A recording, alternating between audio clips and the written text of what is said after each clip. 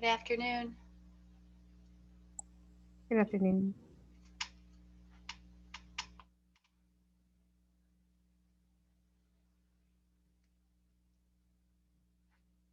Melinda.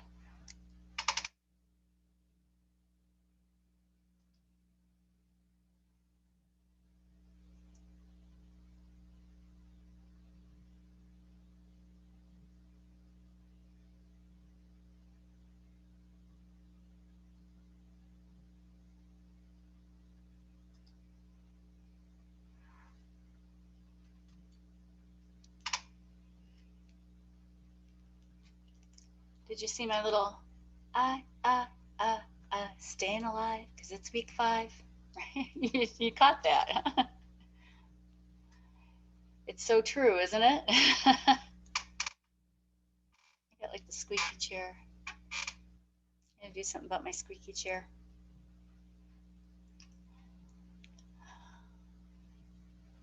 Where is everybody? Come on. I guess it is. We do have 10 minutes, right? So, test next week. Study guide's already in week 5 folder. In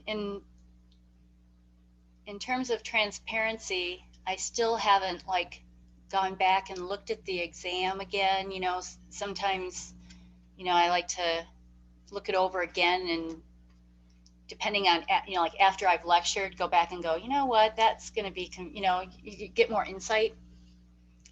And so, or get more insight after looking at some prep use too, and so I might make changes. So if I do, I always just send out an announcement saying, add this to the study guide, updated study guide, or, I usually don't do too much of that. But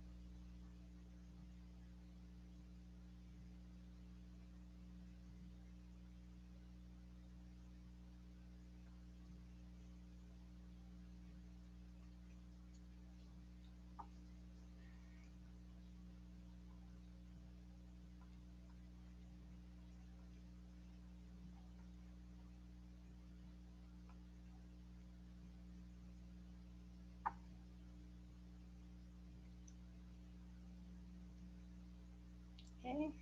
Still looking for Tamara I-80, Shelby Green.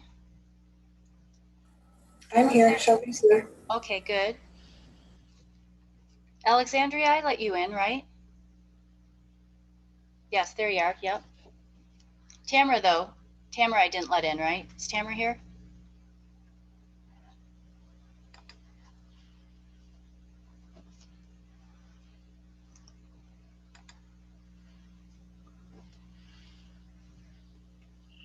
I know, straight up 2 o'clock, right? Oh, Natalie's here.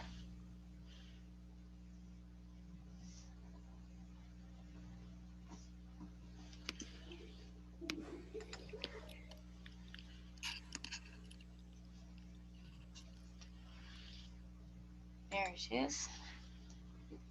Tamara's here. Okay.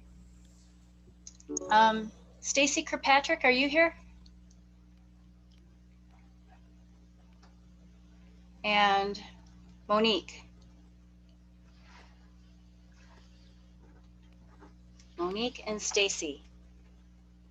We'll watch for them. Okay, if anybody hears about their status, if they're having trouble, let me know, okay?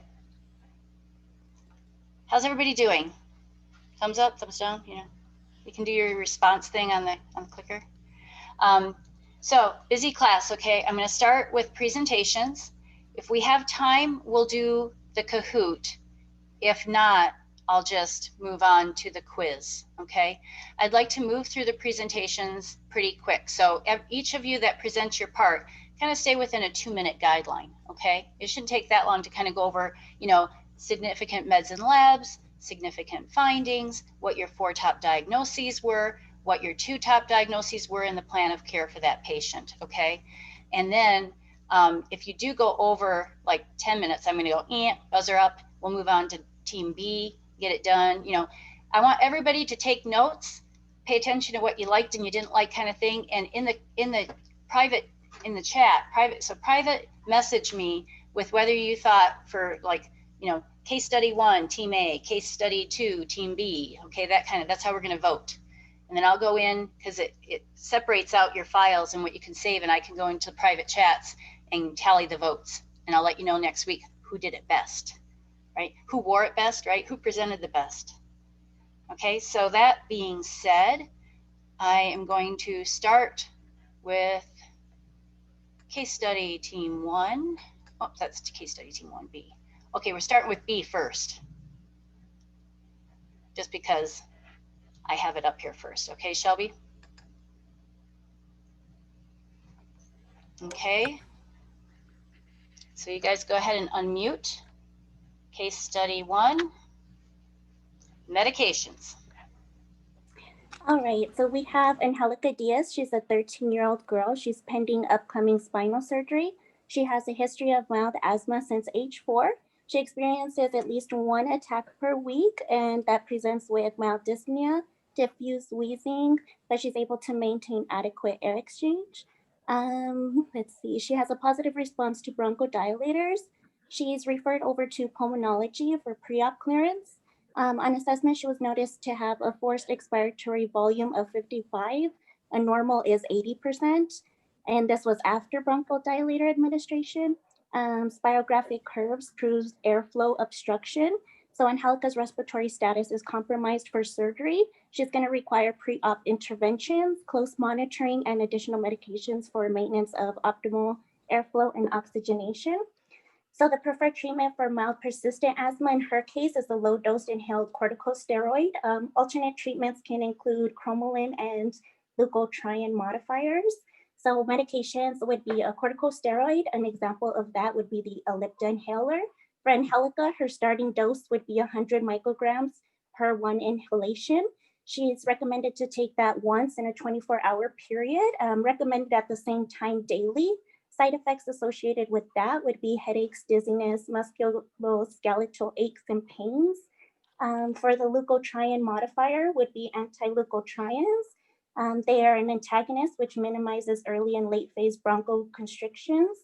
That would be a Montelukast sodium tablet. For Angelica's age, being 13, she would have a starting dose of 5 milligrams. It's a chewable tablet taking PO daily. Recommended take it in the evening.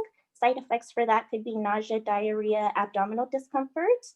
Anti-inflammatory agents, an example of that would be the sodium cromolyn. So because of her age, she would be recommended to do a 12 milligram vial via nebulizer 4 times a day. So that's usually recommended right before an anticipated event. So exposure to cold air, environmental pollution or allergen.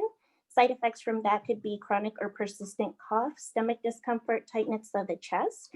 Bronchodilators, which are reversible inhibition receptors of smooth muscle, acting directly on large airways, resulting in bronchodilation. They have no effect on bronchial mucus though. And a form of that would be the Spiriva inhaler. So for Angelica's age, she would do 1.25 micrograms per 2 inhalations. So that would be a total dose of 2.5 micrograms. Side effects would include abdominal pain, chest pains, and edema. Labs and diagnostics. So for labs, we could do ABGs, the arterial blood gas measurements. This measures oxygen of the lungs delivered to the blood and the efficiency of elimination of CO2 by the lungs. A person in asthmatic attack would see a partial arterial oxygen of 60 and a CO2 level of 40. Normal level would have been 80 to 100. CBC, we're looking for increased white blood cells or eosinophils, and a total serum looking for increased antibodies, which in asthmatic case would be the IgE. Diagnostics can be spirometry, which measures the effectiveness of ventilation, also determines the extent and severity of her airway obstruction. It measures tidal volume, expiratory reserve capacity, and inspiratory reserve capacity. A chest x-ray can prove her flattened diaphragm, an indication of asthma.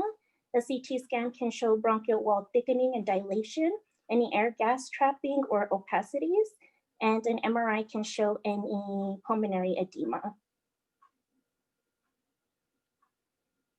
All right, so I did the brain for this portion. The reason for healthcare or for why she would be just in the hospital is airflow obstruction related to her asthma. This case study is a little hard because she doesn't have them continuously, so we did it off of what would be expected if she did have an asthma attack. So she'd be NPO for surgery, no fluid restrictions. Her abdomen should be soft, non-tender. She would not need a Foley catheter, and she should have active bowel sounds. She is a Hispanic 13-year-old female that speaks English, Christian. Just to help facilitate these, presentations, give us your significant findings. Perfect. And then we can kind of read along. Yeah, thank you. Perfect, thank you. So after bronchodilators, you are going to expect to have some tachycardia and tachypnea. She has a history of asthma. She has the potential for airway obstruction. She should have diffuse wheezing that should be present with strong pulses. Cap refill of less than 3 seconds.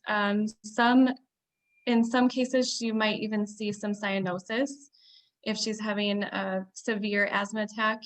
Her respiration rate should reflect with that, and also her SpO2 level with room air should be lowered if she's not on oxygen. She should still be alert and oriented with extremities having sensation in all 4, but might even have some tingling. Equal grips. She should not have any pain. She'll most likely have the bronchodilators after and encouraged to have incentive spirometry at least 10 times an hour. She should still be able to self-ambulate and activity is tolerated.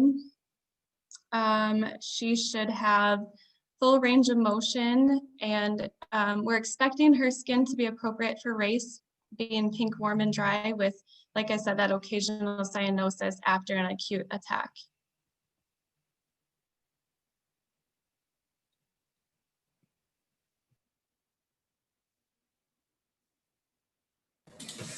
So each of these had like a transition in, Miss Erickson, just so you know, so that it's like not all at once.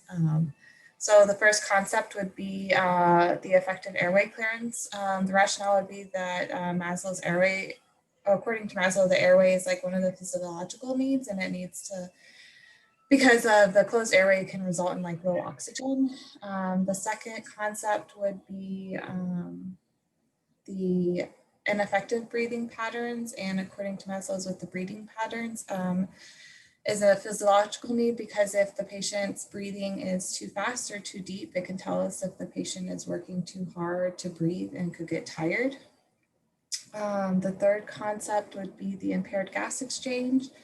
The gas exchange is in correlation to the oxygen and the physiological needs, because the impaired gas can lead to an acid-base imbalance and can lead to respiratory distress. And then our fourth concept would be the deficient knowledge. I had this as the knowledge of for safety for the patient as a Maslow's patient, according to Maslow. The patient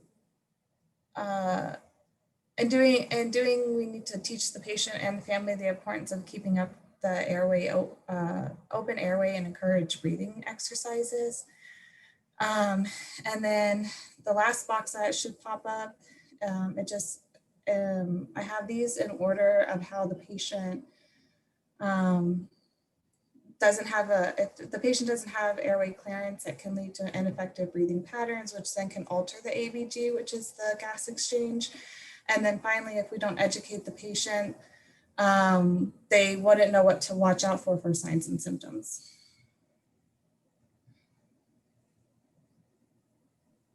Okay, so for her care plan, the first most important we decided was going to be the ineffective airway clearance, and that's related to the bronchospasms as evidenced by the wheezing and mild dyspnea.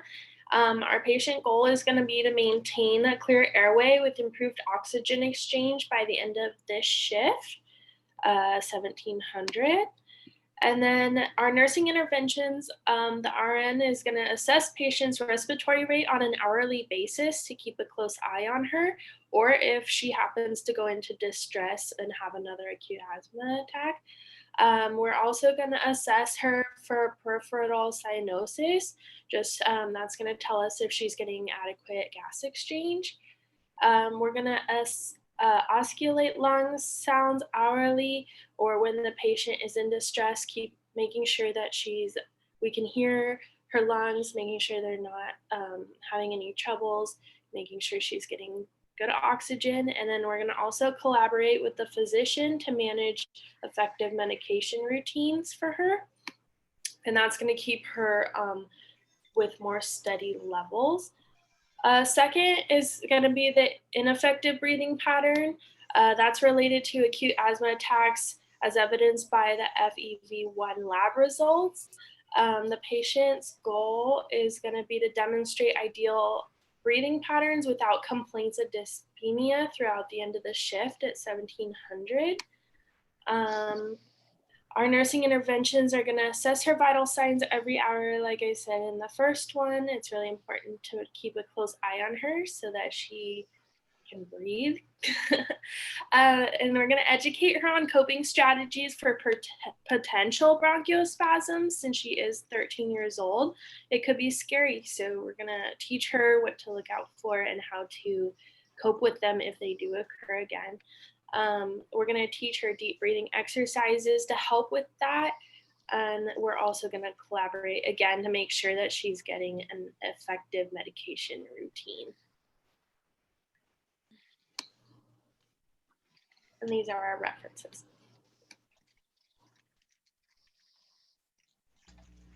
That was an excellent, excellent job. What'd you guys think? Good, huh? Okay, let's go on to the next one here.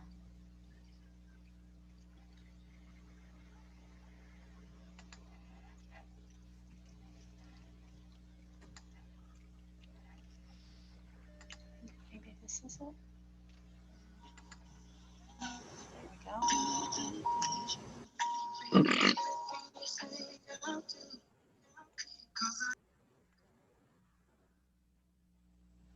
Okay.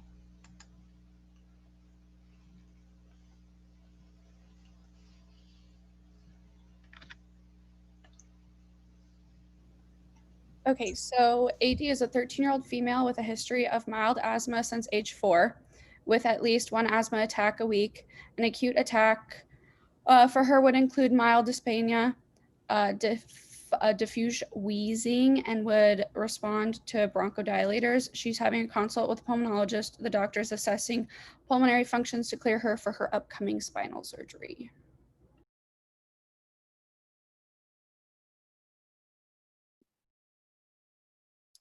So we have her on an NPO diet. She's on a normal saline IV, 95 milliliters an hour. Hypoactive bowel sounds, maybe due to anxiety before surgery. She's admitted for the scoliosis, and the procedure is going to be spinal surgery. She has a strong, equal grip. Her gait is steady, and she has a full range of motion. All of her vitals are normal. She has slight wheezing in her lungs. Cap refill is less than 2. We have her in Erickson stage 5, the identity versus role confusion.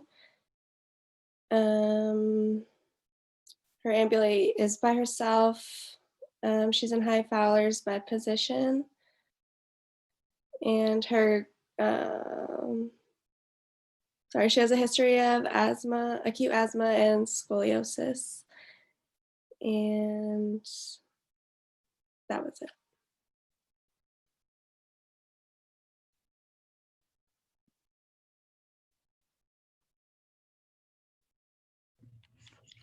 Okay, so for medications, she is on I'm gonna butcher these names. Fluticasone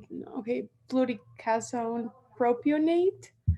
It's a nasal spray. She's on 50 micrograms twice a day, every 12 hours. It's a corticosteroid.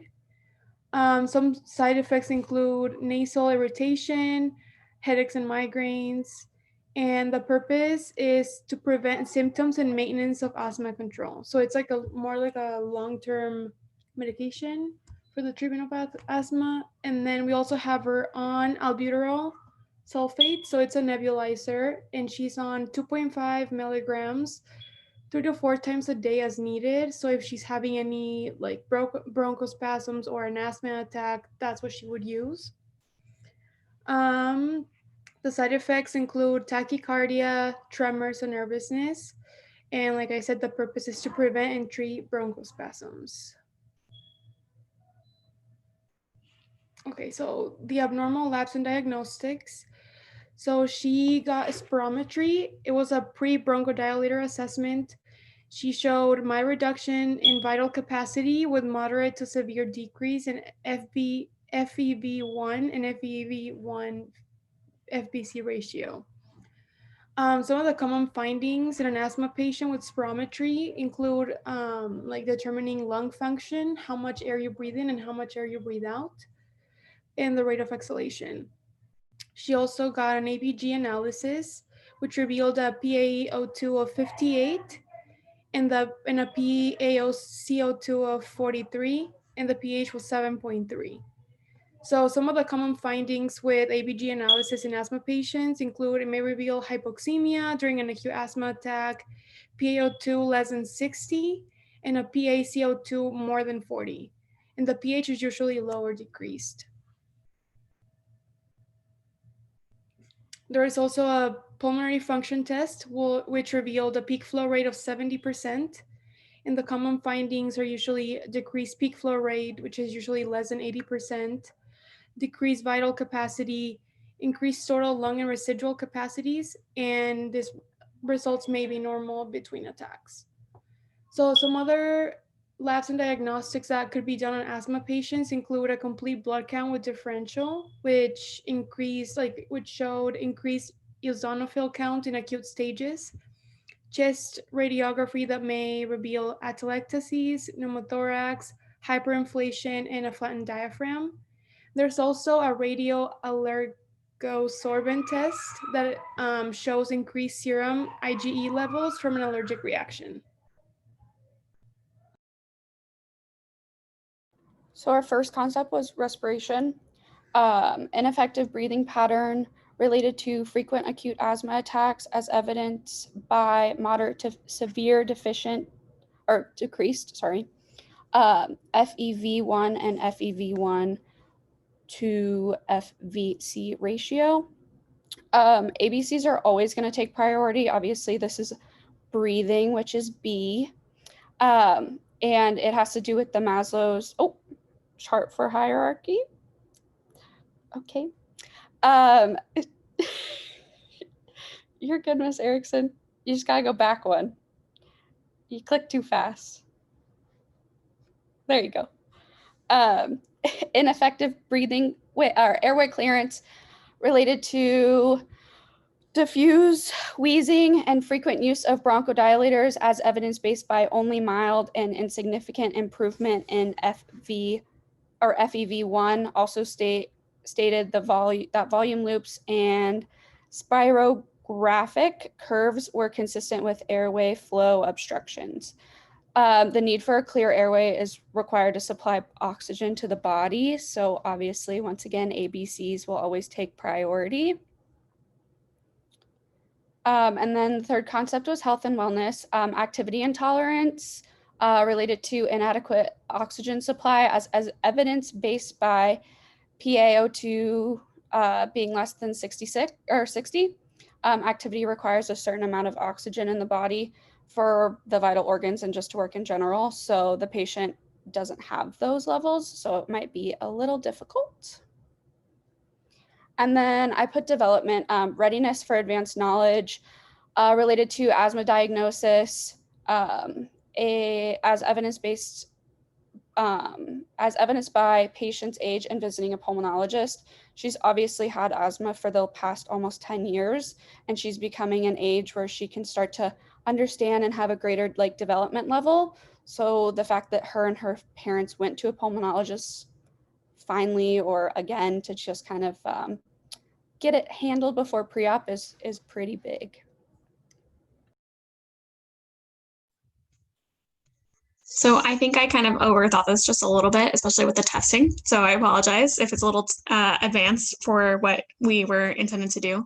But I decided on the ineffective breathing pattern for our first one. Again, with what Sydney said, we kind of played off of each other.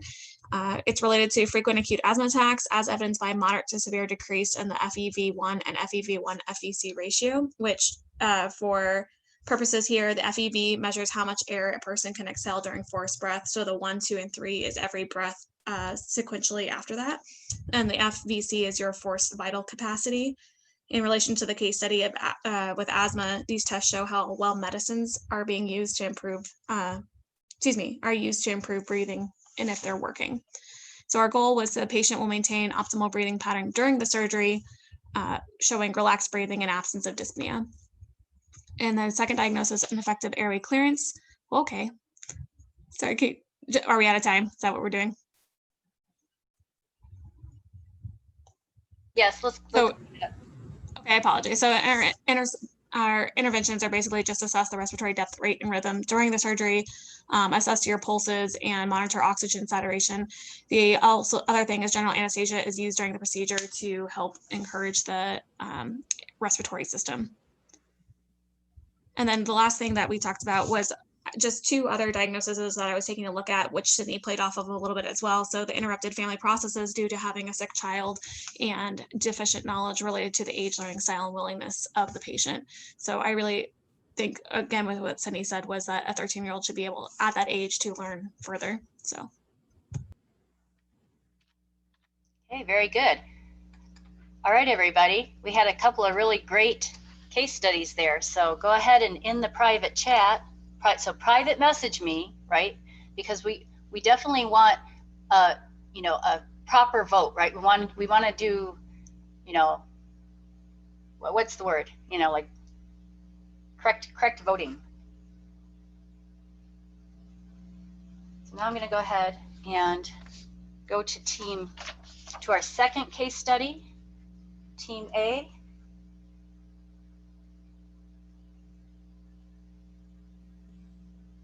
Here's the concept map. We don't have a PowerPoint. We're just going to speak. Okay, I'm pulling it up, Oh, okay. but I can't, let's see. I have to open it up.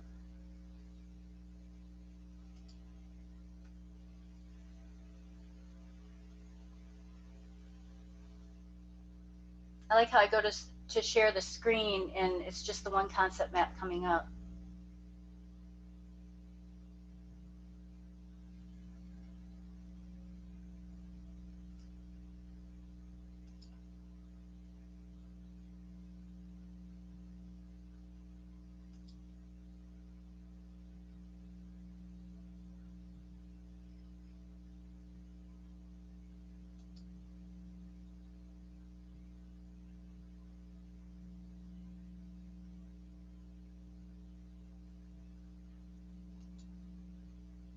Hmm.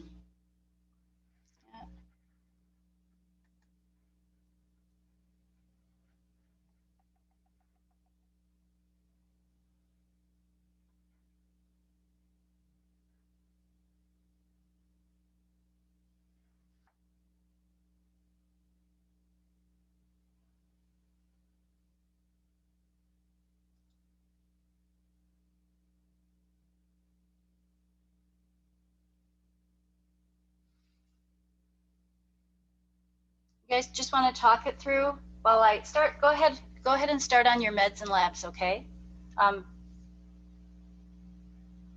So that's Okay. Kaylee, right, Kaylee? And I'll work on bringing it up here. Okay, so for our case study, it was Kenneth Bronson, who's a 27-year-old man. He has a history of fatigue, high fever, and a productive cough for a week. And he arrived at the emergency department with difficulty breathing.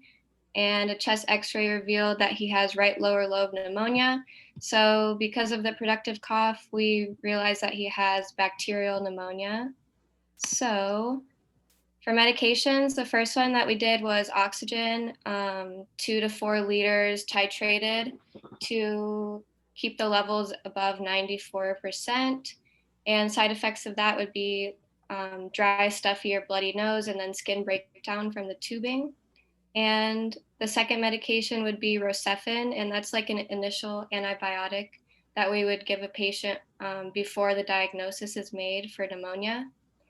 And then he would be given Tylenol, which would reduce the pain when coughing, and that encourages coughing. And he would be given acetylcysteine, which is to promote productive coughing. It's a cough expectorant, I think it's called. And the last one would be levofloxacin, which is the antibiotic we would give him after the diagnosis was made. So for diagnostics for him, we would give him a urine culture and a sputum culture to show the causative organism. We would give him a blood culture test to rule out septicemia, an ABG, and the checks X-ray. For abnormal lab findings, the first one would be an electrolyte balance because of the loss of fluids as a result of fever and sweating. His white blood cells would be a little bit high at 11.2, and that's from the infection of the lungs and coughing, which causes inflammation, which would increase the white blood cell count. And then the final abnormal lab finding would be the CO2 is also a little bit high at 50 because the lungs are unable to properly expel the CO2, but the O2 levels would be adequate because the patient is on oxygen. Okay, so that's the same one.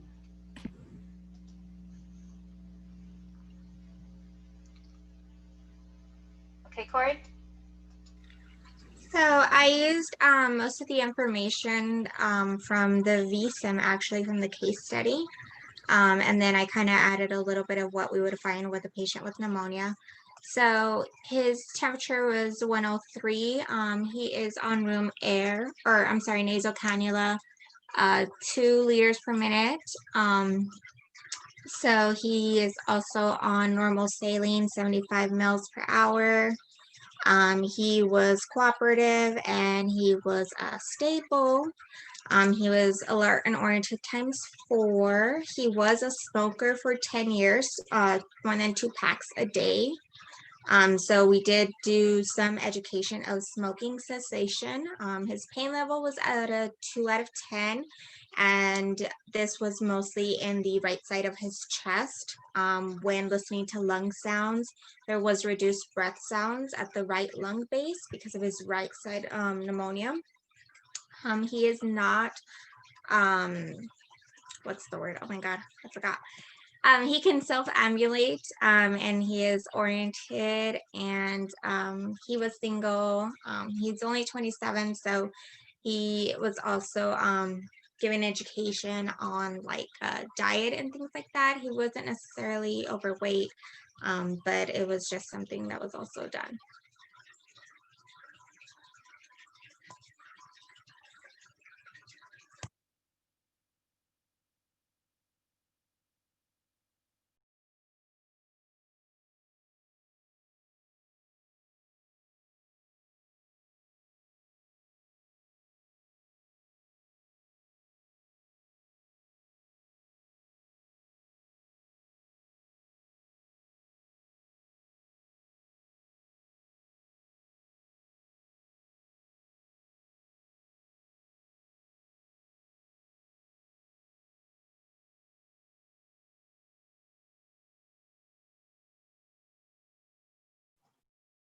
Okay, I did the clinical prioritizing tool.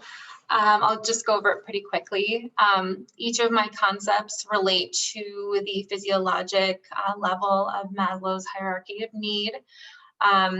The first one that I felt was priority was the impaired gas exchange related to VQ mismatch, as evidenced by infiltrates on the chest x-ray due to infection of the right lower lung lobe. And the rationale got cut off, but like I said, basically oxygenation is a main priority here that's affected. And then the other two also deal with oxygenation and respiration. And then the last four was, or I'm sorry, the fourth one was the activity intolerance related to general weakness as evidenced by verbal reports of fatigue. So yeah, just important education needs is just the importance of incentive spirometry use, deep breathing, and nutrition.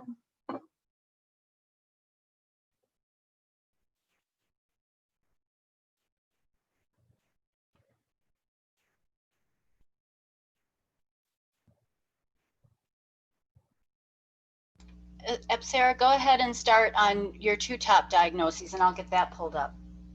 Okay.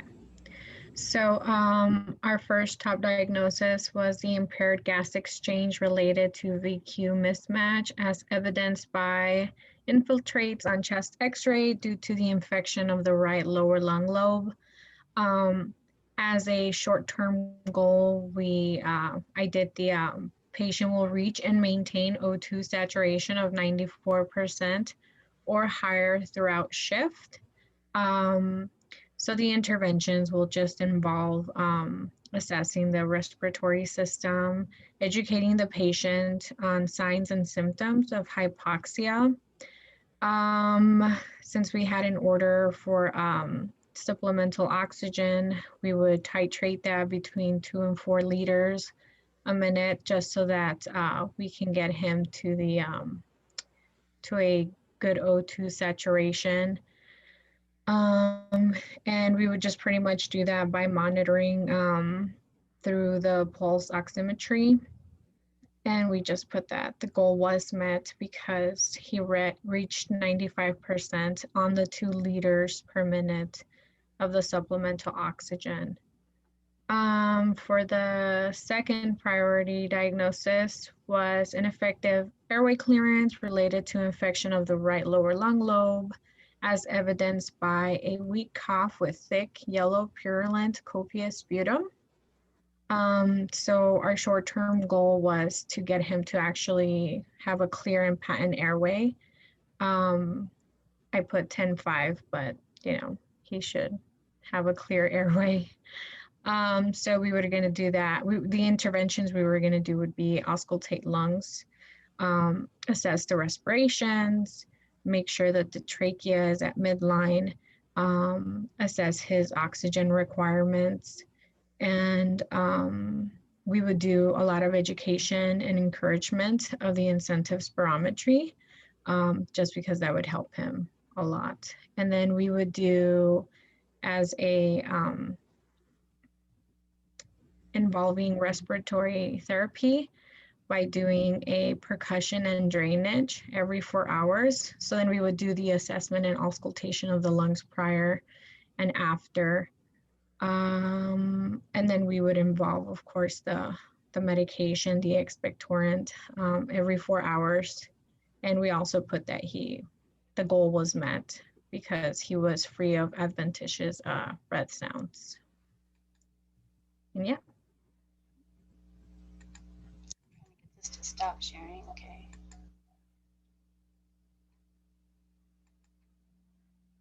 Okay, and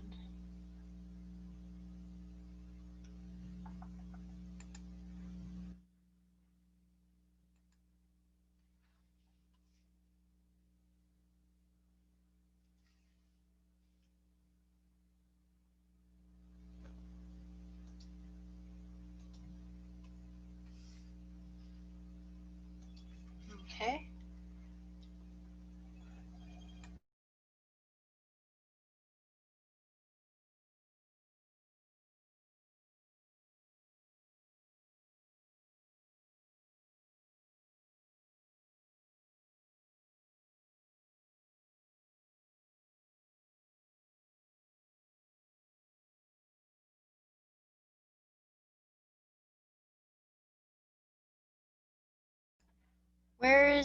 Where's team B for this one? Let's see. Robert, Stacy, Nicole, Monique, right here. I think Monique posted it.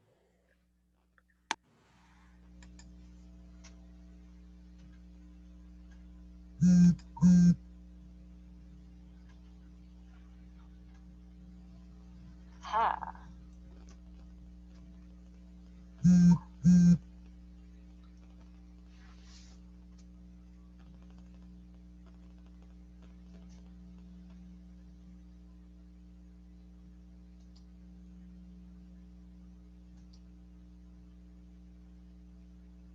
Are you guys seeing it yet? You're just seeing this screen, right?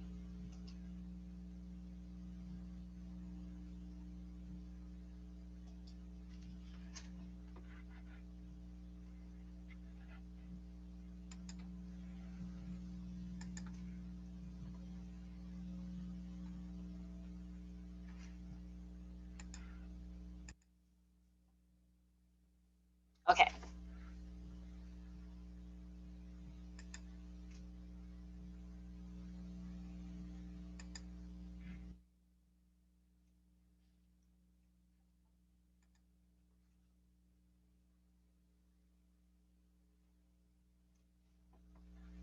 Who's up? I can read this part. So we were team B. So Kenneth Bromston, 27-year-old man, has a history of fatigue, high fever, and a productive cough for a week, and arrives in the ER with difficulty breathing, and the chest x-ray reveals that he has right lower lobe pneumonia.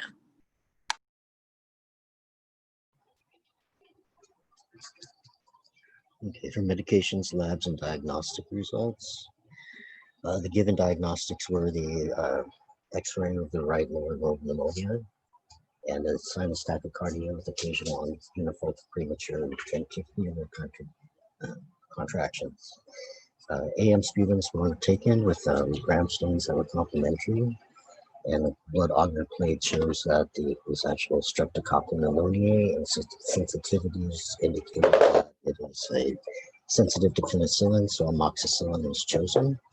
And for the amoxicillin, it would be 500 milligrams orally every 8 hours for at least 5 days. And we would be looking out for would be any kind of GI disturbances, such as tenderness, pain, cramps, and also possibly any blood in the urine.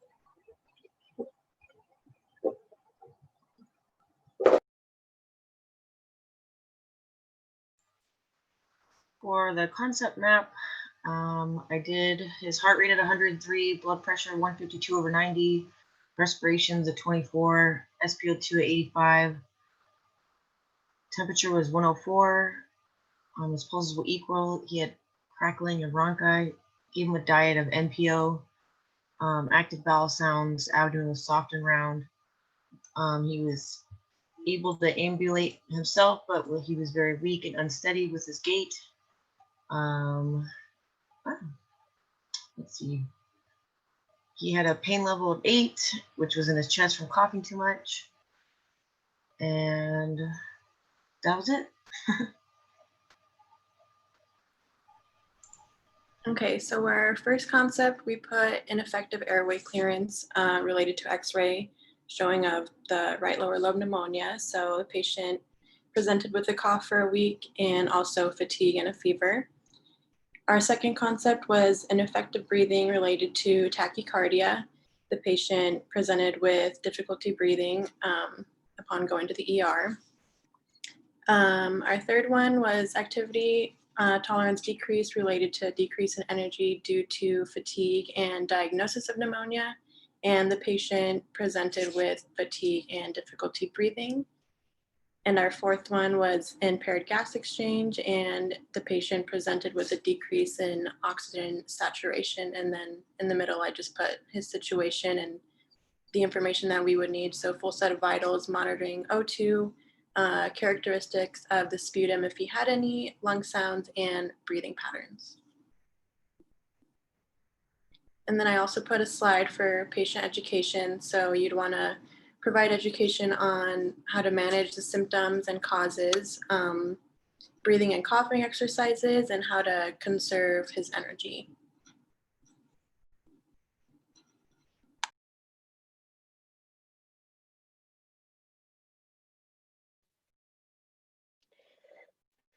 Okay, so I have no idea how to do a care plan. But I guess I'll just read it.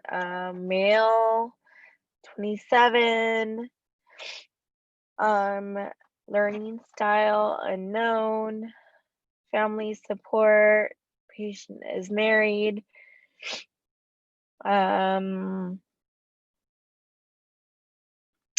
cultural beliefs,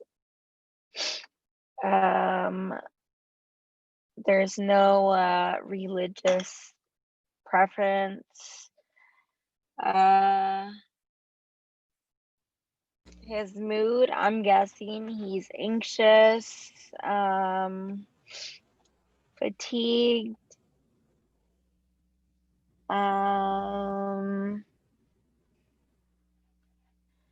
he's in pain. The goal is to control the temp, SpO2, and to administer antibiotics. Safety, he's a fall risk just because he's, I think I read he was like unable to walk or weak.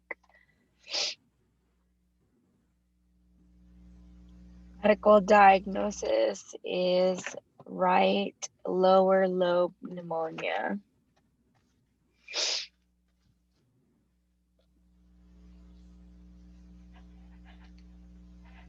Okay, you know what? Let's stop that and we'll go on to the next case study, okay? Armando Jimenez. And let me share the screen here. Okay. In the interest of time.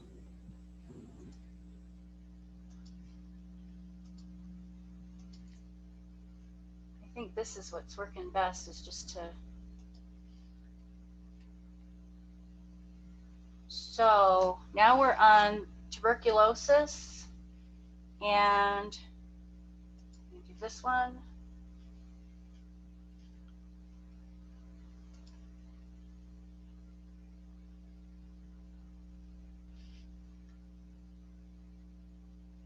okay?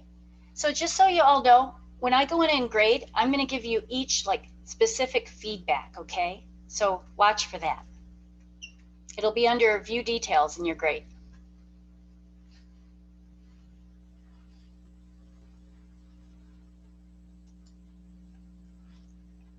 Okay, so we had case study number 3, TB. Myself, Selena, Brittany, and Esme. We had Armando Jimenez, who's a 55-year-old migrant farm worker who has been diagnosed with multi-drug resistant TB. He has no current symptoms, and he reports that he cannot keep up with the doctors and pharmacies and trying to get his medications when he is traveling. When he does take his medication, he often feels sick while trying to work his long hours. He has a large family to support and lives with extended family in crowded housing supported by the farmers who hire them.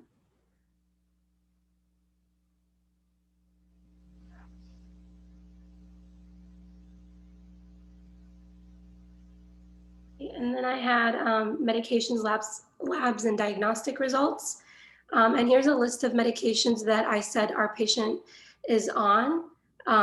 So the moxifloxacin is an antibiotic. He's taking 400 milligrams. I'm not going to go into all the details of how often he's taking it, but they're mostly antibiotic, anti-tuberculotic medication because he has multi-drug resistant TB. He's not going to be like on the typical, what they would first put you on. He's going to be on like a different, and these are in that list is what he would be on. And then we also put that he is taking acetaminophen for just as needed for pain. And then his lab results, what I have is we kind of did like some blood work. The only thing that stands out is that he has low sodium. His CL levels are low as well. His creatinine is a little bit elevated. 1.8, normal range is like 0.84 to 1.21. His hemoglobin levels are a little on the lower end. Normal range is 138 to 172. He's at 114. Platelets are not too low. Normal levels is 150 to 400 times 10 to the 9th. He's at 149. And then I said that for his diagnostics, we did a quantiferon TB Gold test, which is a blood test that detects latent TB by measuring interferon gamma. And then normal or anything greater than 0.35 is, is positive pretty much. So I said that he's at 0.38. We did a chest x-ray and that's what you see there. He has infiltration in the middle of left lung with a diameter of 1.7 centimeters with signs of cavitation, which is like necrosis. Yeah. And for his assessment, I kind of just went based off what I found on Lippincott. And his most significant findings were obviously going to be in circulation and respiration. We found that he was normal oxygen technically, but still on the lower end of it, on room air. He has a low grade temp, which is pretty common in patients with TB. I put that he has a weak grip, and that's one of the reasons why he doesn't like taking the medication, is because he feels like he can't work and he just tires easily. So he has a steady gait, but he does become tired easily whenever we get him up to walk. And his BMI is technically within normal limits for an adult, but it's low. He, even though he's not symptomatic, he did say that he's been losing a little bit of weight and it's just been unexpected. So he has gone down in his weight, but his BMI is technically still normal. He does report a little bit of chest pain, and it's only when he's coughing or taking deep breaths. And so his most comfortable position when he is in bed is in Fowler, so sitting up. And that also helps him catch his breath if he does get a little short of breath. And let's see. I put that his lung sounds were clear, but I messed up on that. He has fine crackles in both of his lungs, which is pretty common in patients with TB. So one of his significant findings in his emotional adjustments were he's worried just because he's not working anymore, and he is like the sole provider for his family. So that's one of his concerns while he's hospitalized right now, because he does have a pretty large family. Thanks, Esme. We're going to move along to nursing diagnosis number 1, okay? Okay. Sorry. So I did the nursing diagnosis based off of him being asymptomatic. So the first NANDA that I did was deficient knowledge related to insufficient knowledge of resources as evidenced by inaccurate follow through of instructions because he's not taking the medication like he should. So the goal is the patient will initiate behavior, lifestyle changes to improve general well-being and reduce the risk of reactivation of TB.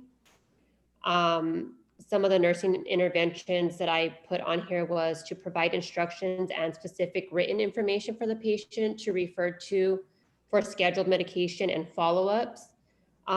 Explain medication dosage, frequency, and administration, expected actions, and the reason for a long treatment period. Review potential interactions with other drugs and substances. Assess the level of patient's assess the patient's level of capability and possibility of the situation. Note personal factors that affect ability and desire to learn, take control of the situation, and accept responsibility. And then for my second nursing diagnosis, I put him at risk for ineffective health management related to economic difficulties. Patient will collaborate with healthcare professionals to decide on a therapeutic regimen that is congruent with his health goals, lifestyle, and economic status. Some nursing interventions is to establish a collaborative partnership with the patient for purposes of meeting healthcare related goals. Help the patient identify and modify barriers to effective self-management. Assist the patient to develop strategies to improve management of therapeutic regimen. Emphasize the importance of patient knowledge and understanding the need for treatment. So pretty much for our care plan, I was trying to kind of go based on Hernandez also and kind of our patient. So we'd want to assess patient's lung sounds and SpO2 levels, make sure he's getting the right oxygenation. And then also educate him on his medication regimen, durations of medications, because some of these can last for 6 months.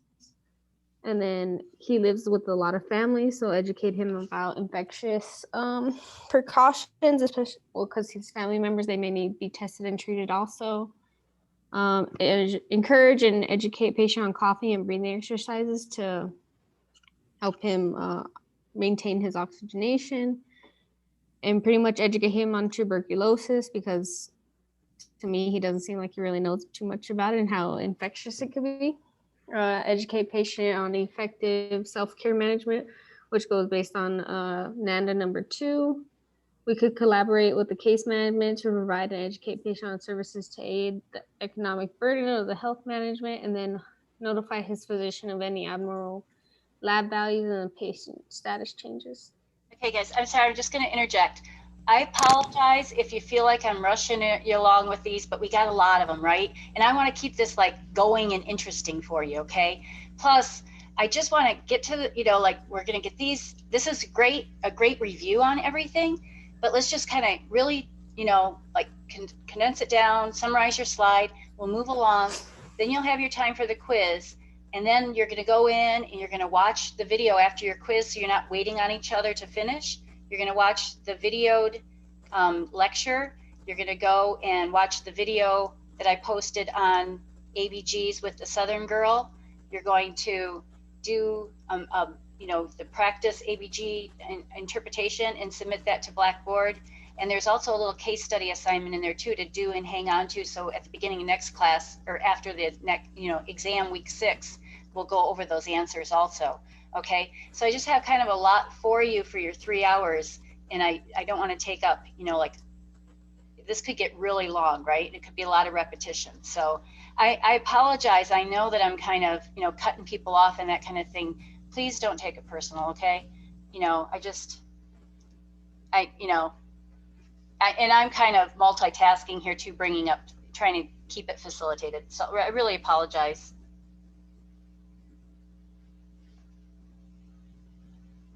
Okay.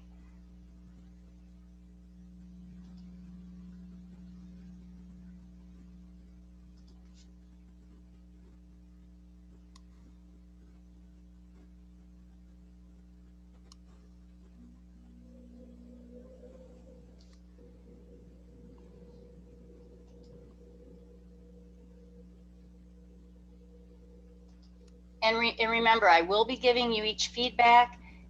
Everybody go in and reread all of the presentations. Look them over, for any little details and things that you missed.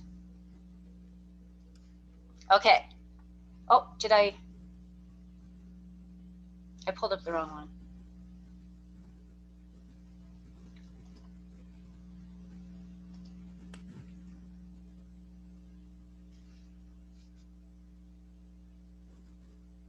There we go.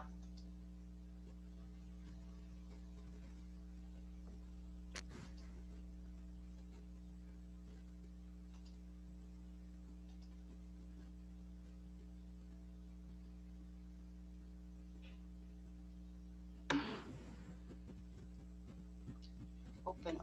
It's opening in 1 second.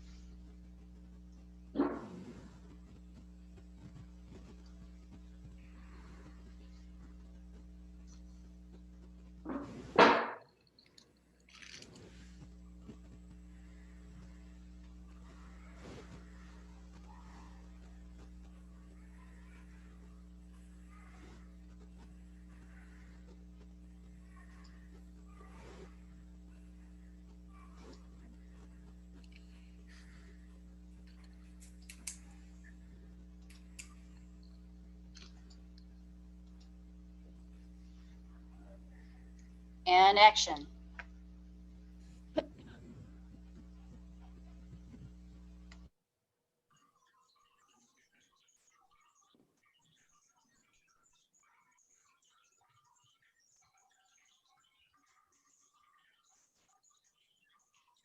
Okay, so our scenario is a 55-year-old migrant worker. He has drug-resistant TB. He's currently asymptomatic from like general respiratory symptoms that you would see with TB. He does have a difficulty obtaining medications because he's always traveling and it's hard for him to keep up with doctors and medication regimens, and lives in a crowded family or in a crowded home with extended family.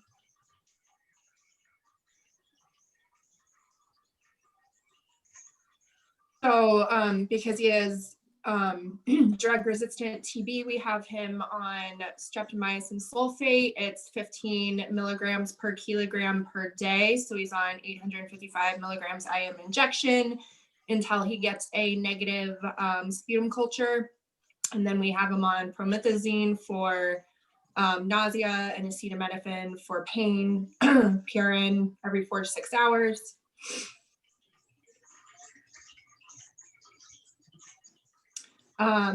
Some of the abnormal lab values are due to vomiting.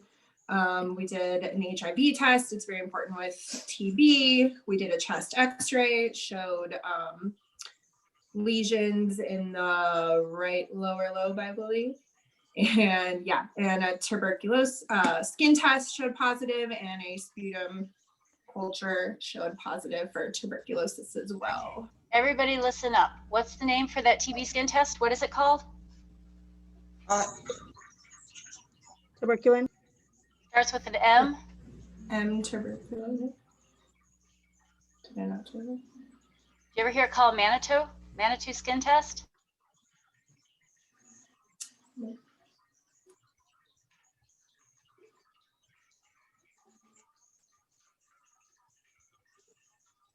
anyways, those are just the abnormal labs and the rationale for it, which I didn't mean to interrupt, but there's a reason why I told you it's a Manitou skin test, okay? So everybody heard, right?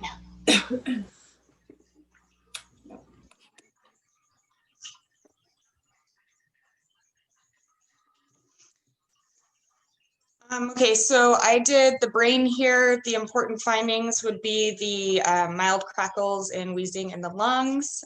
He's got a mild fever. He's losing weight.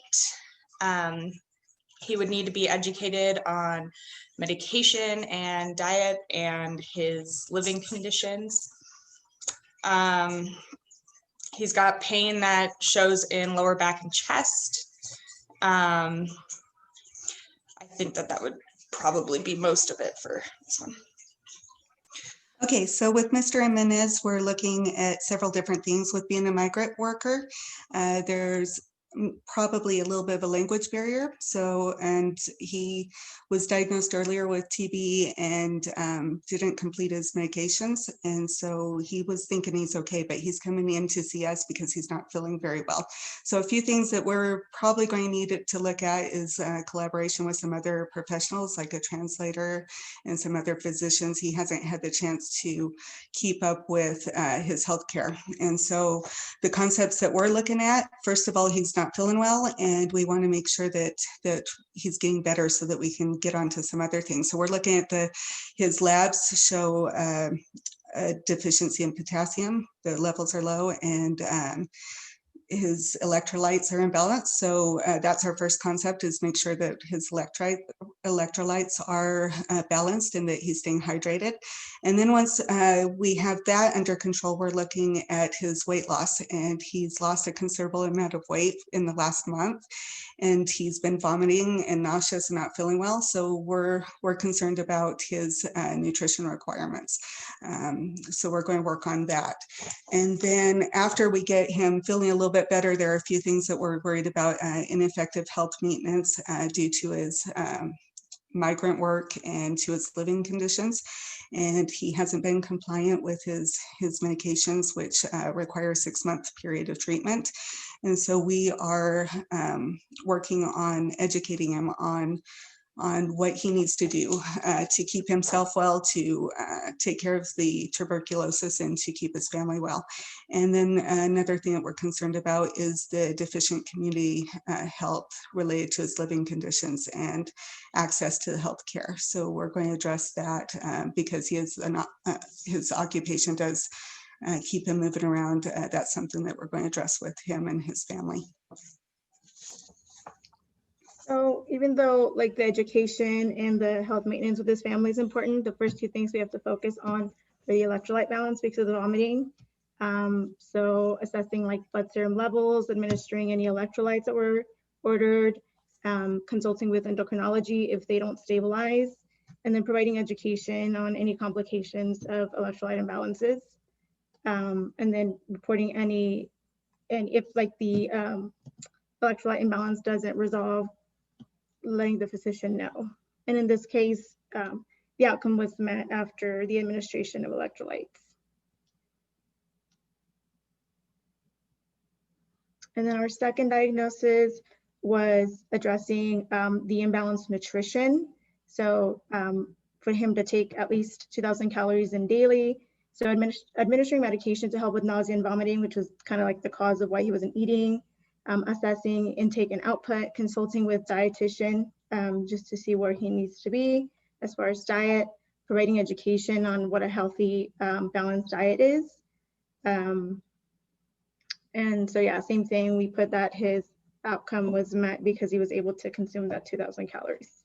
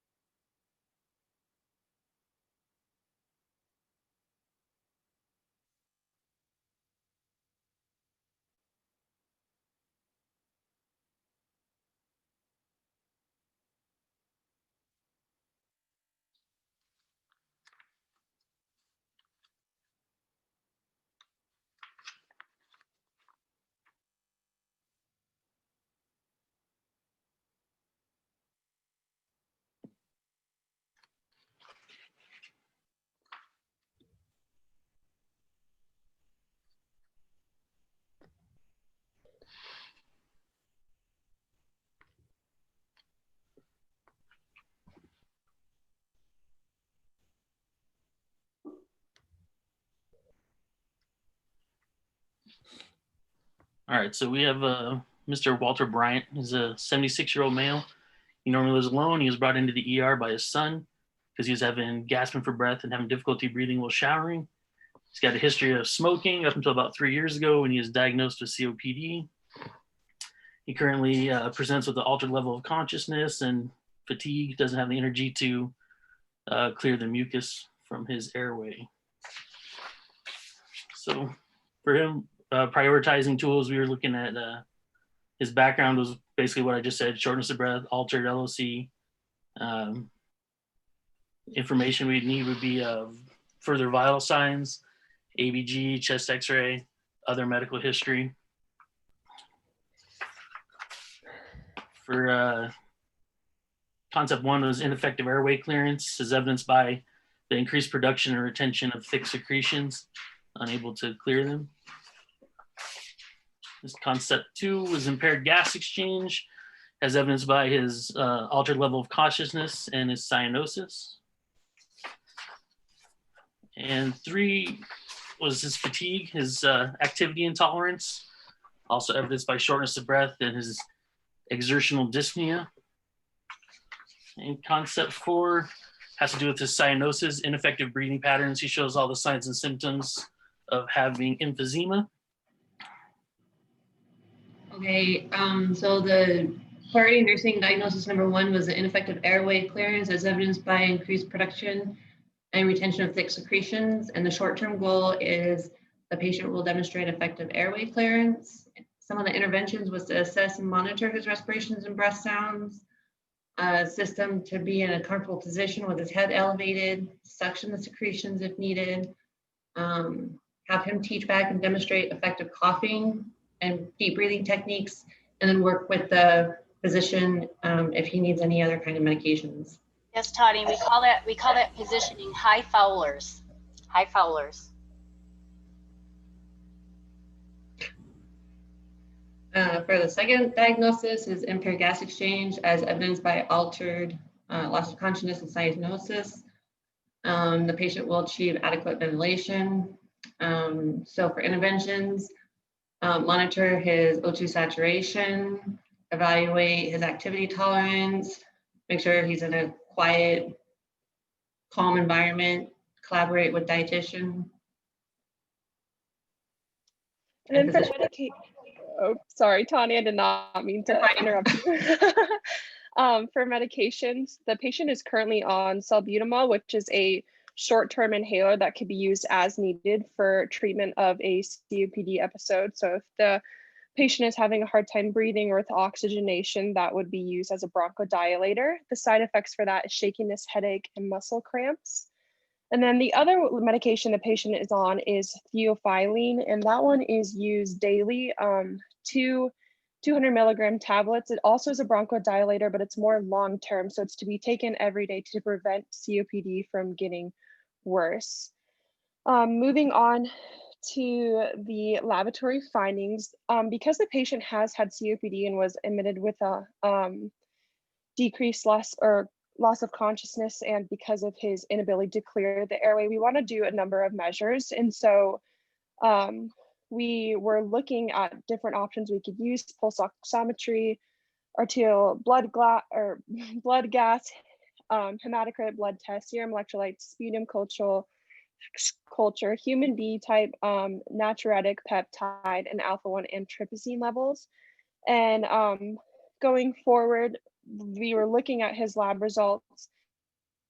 ABG is low, indicating that his pH and levels of oxygen are decreased. And then the hematocrit was also low, indicating that the patient is anemic.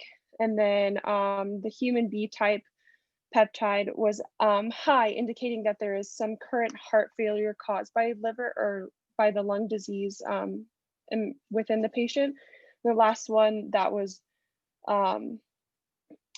abnormal was the alpha-1 antitrypsin, which just indicates that there's a current lung and liver disease in the patient. Very good. We got to move along. Sorry. Okay, so he's admitted for COPD exasperation, procedures, oxygen therapy, He's a former smoker of 52 years. He's a full code, no known allergies, and he's not isolated. He's on a cardiac diet, no Foley. He's on IV fluids, rate of 100 milliliters per hour. Bowel sounds are active. His abdomen is soft, not tender, distended, or painful. His heart rate is 138. Blood pressure is 100/60. Respiratory rate is 30. SpO2 is 84%. 5 liters nasal cannula. Pulses are strong. He has edema in both his left and right lower extremities. No incision or dressing. He's ambulating with assistance. His grips are weak. His range of motion and gait is kind of unsteady. I have him in Erickson stage 8, which is ego, integrity, and despair. His marital status is he's married, he has a wife, he's retired, he's 5'8", 184 pounds, and 28. His BMI is 28. Again, he's ambulating with assistance, but he is restricted to like bed rest. And in bed, his position is in high Fowler's. His bed is locked and low. He is a fall risk, and has not fallen in the last 3 months. He is orientation and his sexuality. He's hetero, normal genitalia. He has children. He's rating a 6 out of 10 pain located in his chest due to the COPD and cyanosis. He is oriented and alert ×2. And then, yeah, I guess the other stuff is not very important. I'm sure it is, but we can read it later. But that was good. Thank you. And everybody clarify, that was team B, okay? Now team A is going. And then we're going to finish up, okay? And then we're going to go right to the quiz.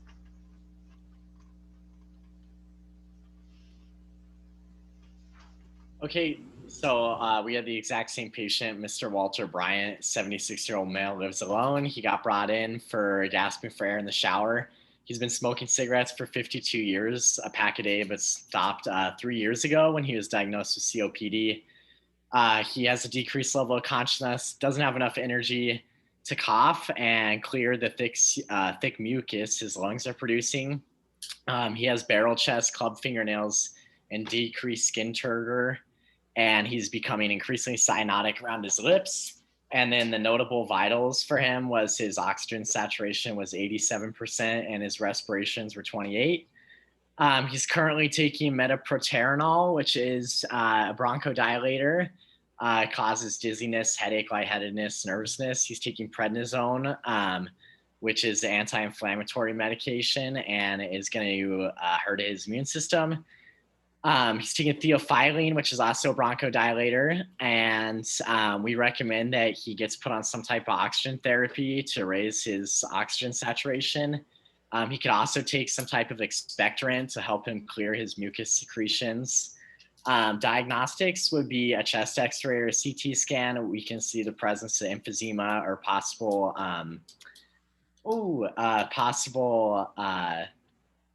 things causing his cough.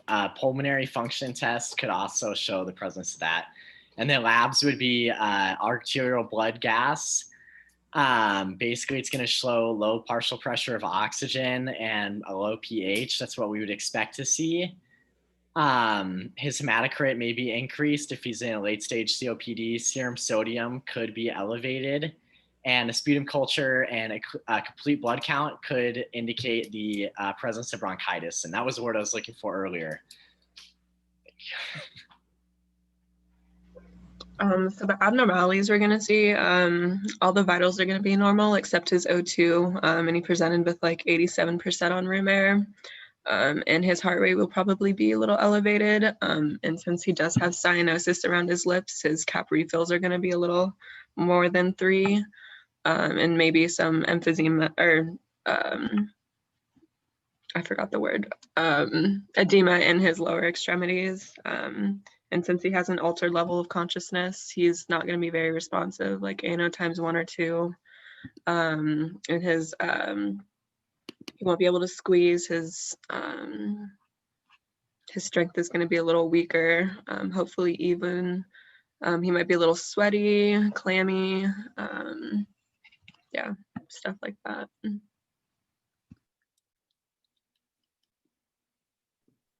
So our first two nursing concepts were ineffective airway clearance related to the decreased energy and fatigue as evidenced by his cyanosis and decreased level of consciousness. He's not able to clear out that sputum, so he's not able to really breathe. So that's an airway thing. We need to clear his airway. So we want to get airway patency with clear breath sounds. Also related to the sputum, but not so much the airway, is the impaired gas exchange because of all the sputum that's in there. As evidence. So gas exchange related to the obstruction of his airway and the secretions in his lungs, as evidenced by altered level of consciousness and reduced activity tolerance. He really isn't weak. He's really not able to cough very much. So we'd like to get that broken up and or cleared out so he can get some gas exchange in the lungs. Next, please. Our number 3 was the ineffective breathing pattern. His respiration rate is pretty high and his oxygen percentage is pretty low, 87% on room air, like Jess mentioned. So he's not getting that oxygenation and perfusion. So his body's responding with that increased respiratory rate, and we'd like that to come back down into the normal range. Number 4, activity intolerance related to the imbalance in his oxygen supply and his workload. So he doesn't even have enough oxygen in his system to cough. So we'd like to, again, make some improvements there and see what we can do. And Trevor's next.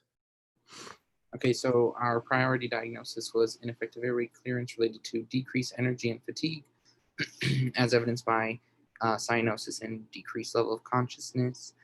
So our planning is, a lot of this is going to be determined or met by discharge, but we are going to increase air exchange. We're going to verbalize, and this goes with our interventions, but we're going to verbalize and educate our patient on how to remove those secretions by coughing. And if his level of consciousness is still not there, we could do suctioning if needed. We can meet with respiratory therapy to ensure breathing treatments are ready if indicated. And the patient overall will be able to maintain open and clear airways by discharge. Our second one is impaired gas exchange related to obstruction of airways by secretions, as evidenced by altered LOC and reduced activity intolerance. So a lot of these are going to be similar, but our interventions are going to be, the nurse will reposition the patient every 2 hours. The nurse will administer medications as ordered. The nurse will encourage incentive spirometer use and slow deep breathing techniques. Yeah, that's pretty much it for that one. And then for the evaluation, these are going to be partially met, but they're going to need continued observation because of his decreased LOC. You know, I know this was your first case study, and I know, you know, some of you, this was kind of, you know, kind of new, but you know what, overall, I think you guys did really a great job. Thanks for getting in your votes. Go ahead and pull up the quiz, okay? Once you get it open and you know, if you need to take a quick break and use the restroom or something, you know, go ahead and you can give me a little 360 on your camera, and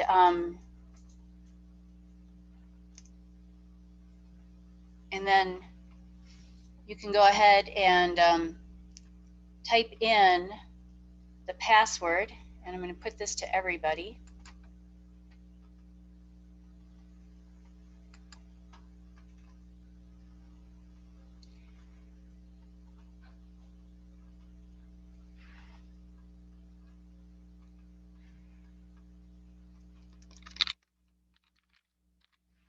The password for the quiz is Rocky with a capital R 10. After the quiz, you are free to sign out. You can do, oh, let's let Robert in. Good. Hey, Robert.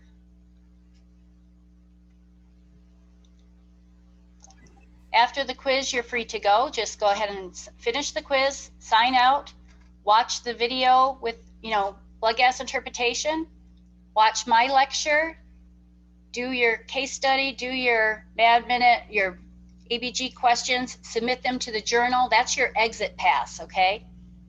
So you're going to do those assignments.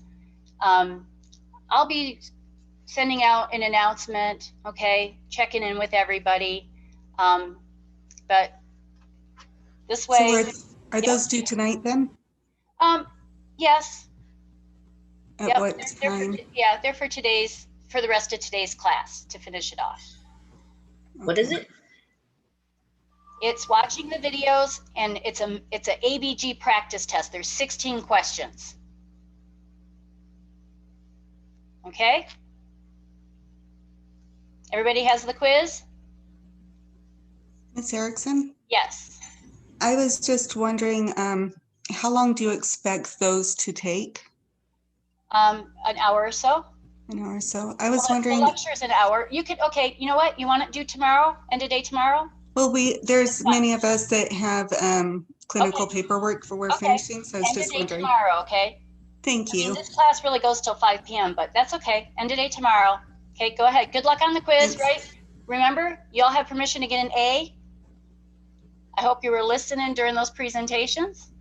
Thank you. I'm watching you, but I'm going to go ahead and turn off my camera so you don't feel like you're being watched.